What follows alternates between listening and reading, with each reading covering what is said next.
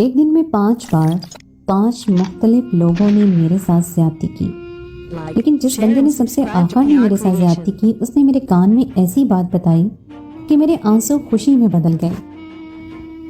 चीखते चीखते मेरे हलक में कांटे पड़ चुके थे, लेकिन मेरी फरियाद सुनने वाला कोई नहीं था। मेरी हालत बद से बदतर होती चली गई थी। मुझे बख्श दो, मुझ पर रहम खाओ, इन्हीं जुमलों की तकरार मेरे लबों पर थी। लेकिन मेरे आगे इंसान नहीं बल्कि वहशी दरिंदे थे जिस पर मेरे लफ्ज़ों और मेरे आंसू का कोई असर ही नहीं हो रहा था, बल्कि वो तो मेरी हर चीख पर हंस रहे थे। ये एक अजीब सी जंगल नुमा ऊंची नीची पथरीली सुनसान जगह थी। मेरे जिस्म पर जगह जगह जख्मों के निशान आ गए थे। जो कुछ मेरे साथ हो रहा था वो नाकाबिले बयान था। मेरे गले में पड़ी जंजीर को इस तरह नोचा गया था कि गर्दन तक जख्मी हो गई थी। मेरा लिबास जगह जगह से फट चुका था, मेरे बाल बिखरे हुए थे। ऐसा लग रहा था जैसे मैं भेड़ियों के गौल में फंस गई हूँ। आंखों से आंसू बहते बहते सूख चुके थे और मेरा दिल चाह रहा था कि बस अब मेरी रूह मेरा जिस्म छोड़ जाए। माजी के कुछ लम्हे मेरी आंखों के सामने चल रहे थे। मैं अजियत के वो लम्हे झेल रही थी जो कोई भी लड़की तसव्वुर भी नहीं कर सकती। मेरी इज्जत तो पामाल हो ही चुकी थी। अब तो मेरी रूह में भी सहने का हौसला बाकी नहीं रहा था। मैं अगर यहाँ से बचकर निकल भी जाती तो मेरे पास जीने की कोई वजह बाकी नहीं बची थी। मैं एक ही दिन में 3 दफ़ा ज़्यादती का निशाना बन चुकी थी और अब चौथा इंसान मुझे नोचने के लिए मेरे करीब आ गया था। मैं उसके आगे हाथ जोड़े गिड़गिड़ा रही थी और रहम की भीख मांग रही थी। मेरे जिस्म में इतनी सकत भी बाकी नहीं रही थी कि मैं उठकर बैठ सकती या मज़ाहमत कर पाती। मगर वो इंसान नहीं, दरिंदे थे जिन्हें एक 17 साल की धान पान लड़की पर बिल्कुल भी तरस नहीं आया था। मेरे करीब आते ही उस शख्स ने मेरे बालों को कस कर पकड़ा और मेरे चेहरे पर इस तरह झटका दिया कि मेरा सांस लेना मुश्किल हो गया। मेरी चीख मेरे हलक में ही दम तोड़ गई थी। मैं बुरी तरह एड़ियाँ रगड़ रगड़ कर रो रही थी, लेकिन खुद को आज़ाद नहीं करवा सकी थी। इस वीराने में मुझे बचाने ना ही कोई आया था और ना ही कोई आ सकता था, क्योंकि ये जगह शहर से बहुत दूर थी। मेरी चूड़ियाँ टूट टूट कर कलाई में जगह जगह चुभ गई थी और हाथों से खून भी रिस रहा था। बाकी 3 लड़कों की तरह इस चौथे लड़के ने भी 1 घंटे तक मेरे साथ वो सब कुछ किया कि जिसे बताते हुए भी मैं शायद शर्म से ज़मीन में गिर जाऊँ और सुनकर आपके रोंगटे भी खड़े हो जाएंगे। वो चौथा लड़का मुझे छोड़कर हटा तो मुझे लगा कि अब ना ही मेरे जिस्म में जान बाकी रही है और ना ही किसी और के नोचने के लिए जगह। मेरे वजूद का कोई भी हिस्सा ऐसा बाकी नहीं बचा था जहाँ जख्म ना होता, क्योंकि मेरी आजमाइश अभी ख़त्म नहीं हुई थी। मेरे गुनाहों ने मेरा पीछा किया था और मुझे यहाँ तक ले आए थे। ज़मीन के पत्थर मेरी कमर में मुस्तकिल चुभ रहे थे और मिट्टी मेरे सर में बह चुकी थी। मेरे हाथों और चेहरे पर भी मिट्टी ही मिट्टी हो रही थी। और फिर 5वां लड़का भी मेरे करीब चला आया। मैं पूरी कुव्वत से चीख उठी, और अब तो मुझ पर रहम खाओ, मुझे किस बात की सज़ा दे रहे हो? मैं अभी तक नहीं जानती थी कि मुझ पर यह आजमाइश क्यों आई है। जैसे जैसे वो मेरे करीब आ रहा था मुझे अपनी मौत वाज़े दिखाई दे रही थी, क्योंकि ना ही जीने की कोई उमंग बाकी बची थी और ना ही हिम्मत। लेकिन फिर कुछ ऐसा हुआ जो मेरे गुमान में भी नहीं था। उस 5वें लड़के ने मेरे जो कान में कहा उसे सुनकर मेरे आंसू खुशी में बदल गए। कुछ देर पहले की सारी अज़ियत जैसे हवा हो गई। ये जानकर आप भी हैरान हो जाएंगे कि किस तरह उसकी एक बात ने मेरे सारे जख्मों पर मरहम रख दिया था। मेरा नाम सादिया था और मेरी उम्र सिर्फ 17 साल थी। मेरा ताल्लुक एक गरीब घराने से था, लेकिन खुदा ने मुझे शक्ल और अंदाज ऐसा दिया था कि हर कोई मुझे बहुत ही अमीर लड़की समझता। मैं बहुत ही खूबसूरत थी और मेरा बोलने का अंदाज और आवाज़ भी बहुत मीठी थी। मैं सिर्फ 15 साल की थी कि जब से ही मेरे लिए रिश्ता आना शुरू हो गए थे, लेकिन मैं पढ़ना चाहती थी और अपनी अम्मा का सहारा बनना चाहती थी। मेरी अम्मा लोगों के कपड़े सी सी कर घर चलाया करती थी। मेरी अम्मा की आंखें दिन ब दिन कमज़ोर होती जा रही थी और सिलाई का काम भी बंद होने लगा था। हमारे घर सिलाई का काम देने के लिए ज़्यादातर अमीर औरतें आती थीं, जिनके दिल बहुत ही तंग थे। एक जोड़े के 500 रुपये देने में भी उनकी जान जाया करती थी। और यही देखते हुए मैंने सिलाई ना करने का फ़ैसला किया था। मुझे कुछ ऐसा करना था जिससे मैं ज़्यादा से ज़्यादा पैसे कमा सकूं। उन अमीर औरतों के महंगे तरीन कपड़े और जेवरात जूते देखकर मेरे अंदाज में भी बहुत सी ख्वाहिशात जन्म ले चुकी थी। मैं भी ऐसी ही शाहाना ज़िंदगी गुजारना चाहती थी। कभी कभी तो मैं सोचती कि ना जाने क्यों मैं इस गरीब घर में पैदा हो गई हूँ। मेरी उम्र कम थी, इसलिए अम्मा चाहती थी कि मैं पढ़ाई पर ध्यान दूँ। मैं एक सरकारी स्कूल में पढ़ने के लिए जाती थी, जहाँ आने वाली लड़कियाँ मुझ जैसी ही गरीब थी, लेकिन वो लोग मुझे अमीर समझती थी। दरअसल अमीर औरतों के हमारे घर आने जाने की वजह से मैंने उनके अंदाज और ज़बान भी काफ़ी हद तक सीख ली थी, और यही वजह थी कि मैं सब में इम्तियाज़ थी। एक दिन मेरे स्कूल की सहेली ने बताया कि उसकी बहन एक बड़े पार्लर से काम सीख रही है और उसके बाद वो अपना पार्लर खोलेगी। इस काम में बहुत ही पैसा है। मुझे वैसे ही सजने संवरने का बहुत शौक़ था। ये सुनकर मेरे दिल में भी अरमान जागा कि मैं भी पार्लर का काम सीख लेती हूँ। घर में ही आराम से पैसे कमा लूँगी। अपनी दोस्त के घर जाने का बहाना करके मैं उसकी बहन के साथ उस बड़े पार्लर में चली गई। मैंने सोचा था कि एक दफ़ा मैं काम सीखने की बात कर लूँ तो फिर अम्मा को बता दूँगी। पार्लर में काम सीखने की फ़ीस तो बहुत ज़्यादा थी, मेरे पास इतने पैसे नहीं थे, लेकिन वहाँ मौजूद एक मेकअप आर्टिस्ट ने मुझे कहा कि जब मैं इतनी खूबसूरत हूँ तो अपना हुस्न ज़ाया क्यों कर रही हूँ, मैं तो अपनी खूबसूरती के ज़रिए बहुत पैसा कमा सकती हूँ। वो सर से पाँव तक बगौर मेरा जायज़ा ले रहा था। पहले तो उसकी बात सुनकर मैं हैरान हुई, लेकिन फिर मेरे दिल में लालच आ गई। मैंने फ़ौरन पूछा कि क्या काम करना है। उसने बताया कि अच्छे अच्छे कपड़े पहनकर फैशन शो में वॉक करनी है और इस काम के बहुत अच्छे पैसे मिल जाएंगे। मुझे भी महंगे तरीन कपड़े पहनने का बहुत शौक़ था, लेकिन फ़ैशन शो के नाम पर मैं घर आ गई थी। उसकी बात सुनकर मैंने साफ इनकार कर दिया। मेरी अम्मा कभी इस काम के लिए मुझे इजाज़त नहीं देगी। वो कहने लगा कि तुम स्कूल जाने के बजाय शो के लिए यहाँ आ जाना, मैं तुम्हें लेकर चलूँगा। मैंने उसका फ़ोन नंबर ले लिया था और घर लौट आई। सारा रास्ता मेरे जहन में उसकी बात गूंजने लगी। घर पहुंची तो अम्मा की तबीयत बहुत ख़राब थी। वो पूरी तरह बुखार में फूंक रही थी। घर में खाने को राशन ही नहीं था, तो अम्मा की बीमारी के लिए पैसे कहाँ से आते। अम्मा की हालत देखकर मैंने पक्का इरादा कर लिया कि मैं शो का काम ज़रूर करूँगी। उस दिन तो मैंने पास पड़ोस से पैसे उधार लेकर अम्मा की दवा कर दी, लेकिन अगले दिन के लिए मेरे पास कुछ भी नहीं था, इसलिए मैं स्कूल जाने के बजाय उस आदमी के पास पहुंच गई। ये बात मैंने अपनी दोस्त की बहन को भी नहीं बताई थी। वो आदमी मुझे एक जगह ले गया जहाँ बहुत सारी लड़कियाँ पहले से मौजूद थीं। उसने मेरी मुलाकात शो की ऑर्गेनाइज़र से करवा दी। वो मुझे अपने ऑफिस में ले गया और लिबास उतारने को कहा। उसकी बात सुनकर मैं दंग रह गई। वो कहने लगा कि अगर काम चाहिए तो पहले तुम्हें अपना आप दिखाना होगा, इसके बाद ही मैं तुम्हें काम दे सकूँगा। मेरे लिए ये मुमकिन नहीं था, इसलिए मैंने साफ इनकार कर दिया। वो कहने लगा कि यहाँ आने वाली हर लड़की को पहले अपना आप दिखाना पड़ता है। तुम्हें पैसे भी तुम्हारे जिस्म के दिए जाएंगे, कपड़े तो सब हमारे हैं। तुम जैसी यहाँ कई लड़कियाँ रोज़ाना आती हैं, इसीलिए ये तुम्हारी मर्जी है कि तुम काम करना चाहो या नहीं। अम्मा की बीमारी, घर के हालात और अब्बा के इंतकाल के बाद से रिश्तेदारों का रवैया, इन सब बातों ने मुझे इस कदर मजबूर कर दिया था कि मैं उसकी बात मान गई। वो मेरे वजूद के हर हिस्से को अपने हिसाब से जांचने लगा। बहुत देर तक मुझे चेक करने के नाम पर पामाल करते रहने के बाद उसने ये कहकर मना कर दिया कि मैं उसके हिसाब पर कुछ नहीं करती। मैं जो बहुत देर से जब्त करके सब कुछ बर्दाश्त कर रही थी, मेरा सब्र जवाब दे गया था। मैं फूट कर रोने लगी। उसने मेरे हाथ में कुछ पैसे पकड़ाए और कहने लगा कि अभी तुम बहुत कम उम्र हो और हसीन। जब उसने मेरा चेहरा पढ़ लिया था तो और भी इस तरीके मजबूरन मैंने उनको सच बता दिया। पहले तो अम्मा ने मुझे बहुत मारा और रोती रही। फिर जब अम्मा का गुस्सा ठंडा हुआ तो मेरे आगे बैठकर कहने लगी, सादिया तुमने ये क्या कर दिया? जिंदगी भर की इज्जत को मट्टी में रोन दिया।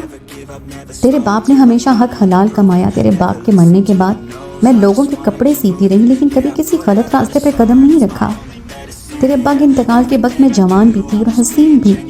चाहती तो बहुत सारे गलत कामों के जरिए इतना पैसा कमा लेती कि तू और मैं आज ऐश की ज़िंदगी गुजार रहे होते, लेकिन मेरे दिल में खौफ खुदा था। मुझे सही और गलत का इल्म था और यही इल्म मैंने तेरे अंदर भी डाला था, लेकिन पैसे की चकाचौंध ने तुझे इस कदर अंधा कर दिया, तू अपनी आबरू ही लुटाई। अम्मा मेरे पैरों पर गिर गई और कहने लगी कि मैं तुझे खुदा का वास्ता देती हूँ, जब तक मैं जिंदा हूँ तुझे ये सब करने की ज़रूरत नहीं। तू अपने गुनाहों की तौबा कर ले और आइंदा ये काम मत करना। अम्मा ने मुझे एहसास दिलाया था कि मैं वाकई गुनाहों की दलदल में धंसती चली जा रही थी। मैं पेट भरकर खाना तो खा रही थी, लेकिन अब जिंदगी में पहले जैसा सुकून नहीं रहा था। मैं सोने लगती तो मुझे नींद ही नहीं लगती थी। एक अजीब सा एहसास मेरे अंदर कचोके लगाता रहता। मुझे अपनी गलती का एहसास हो गया था और इस बात की भी खुशी थी कि बहुत जल्द मैं इस गुनाहों की दलदल से निकलने वाली थी। लेकिन मैं भूल गई थी कि कुछ गुनाह कभी इंसान का पीछा नहीं छोड़ते। میں نے اگلے فوٹو شوٹ کے لیے صاف منع کر دیا تھا اور خدا کے آگے سجدہ ریز ہو کر اپنے گناہوں کی معافی مانگنا شروع کر دی تھی. لیکن اب وہ لوگ مجھے چھوڑنے کو تیار نہیں تھے. میری کم عمری، میرا حسن بک رہا تھا، اس لیے وہ لوگ مجھے زیادہ پیسوں کی آفر دے رہے تھے. بہت مشکل سے میں نے ان سے جان چھڑوائی. میں نے اور اماں نے کرائے کا گھر بھی بدل دیا. میں اسکول سے گھر اور گھر سے اسکول کے سوا کہیں نہیں جاتی تھی. لیکن پھر ایک دن اسکول سے واپسی پر ایک سفید کلر کی گاڑی میرے قریب آ کر رکی اور مجھے اندر کھینچ لیا. اس سے پہلے کہ مجھے کچھ سمجھ آتی میرا پورا منہ دبوچ لیا گیا. وہ 4 لڑکے تھے جو گاڑی میں موجود تھے. سب کے چہروں پر نقاب تھے. میں مزاحمت کے ناکام کوشش کر رہی تھی اور گاڑی پوری سپیڈ میں شہر سے باہر نکلتی چلی گئی تھی. مجھے کھینچتے ہوئے ایک جنگل جیسی سنسان جگہ پر لایا گیا تھا.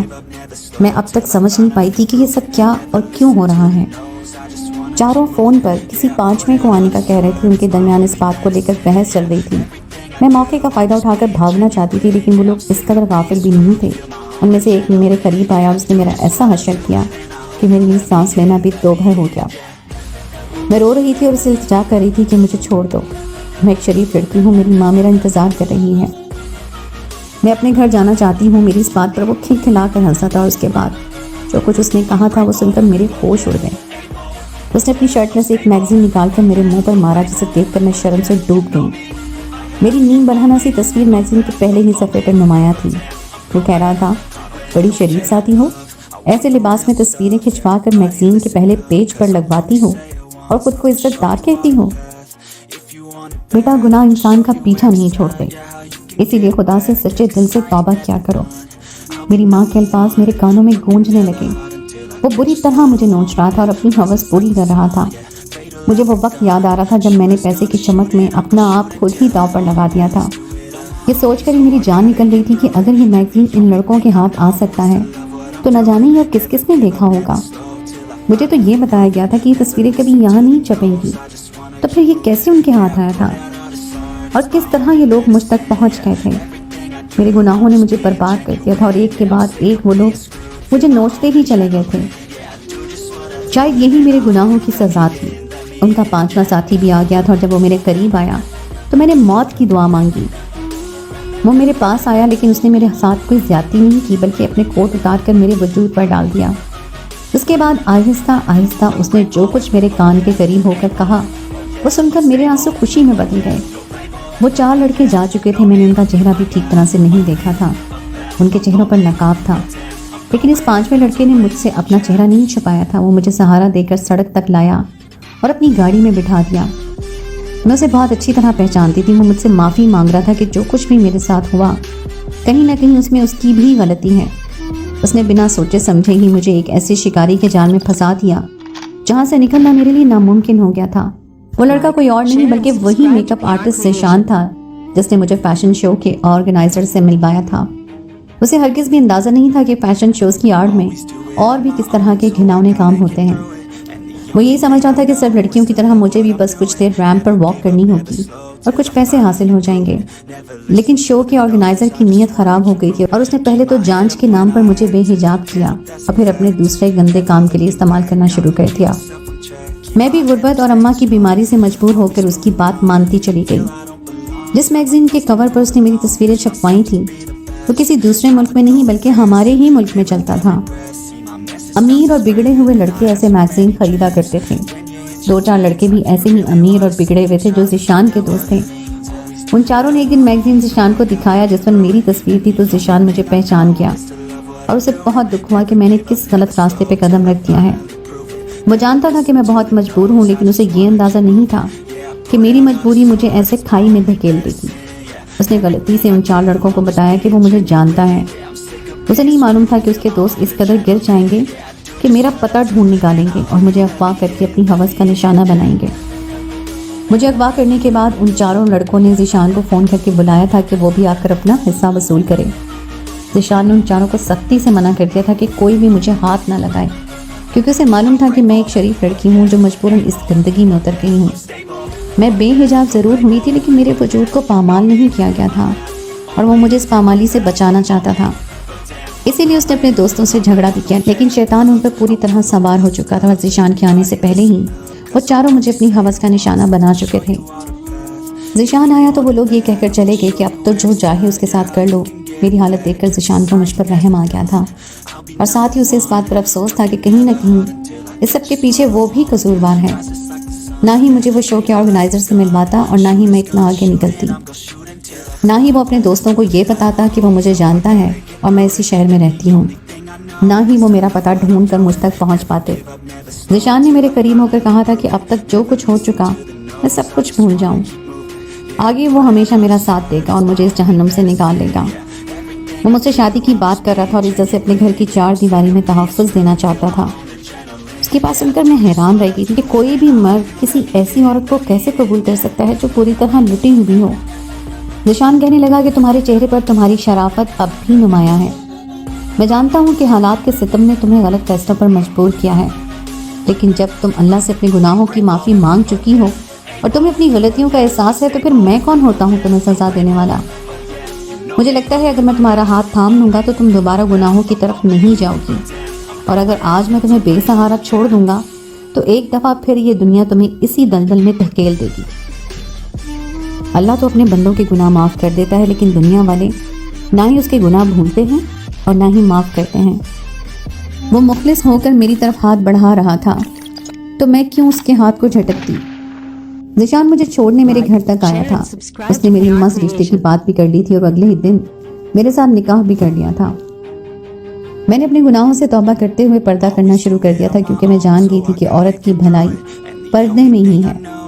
نہ جانے کہ مجھے ایسا لگتا تھا کہ میں اس طریقے سے بہت جلد اور بہت آسانی سے روپیہ پیسہ کما سکتی ہوں۔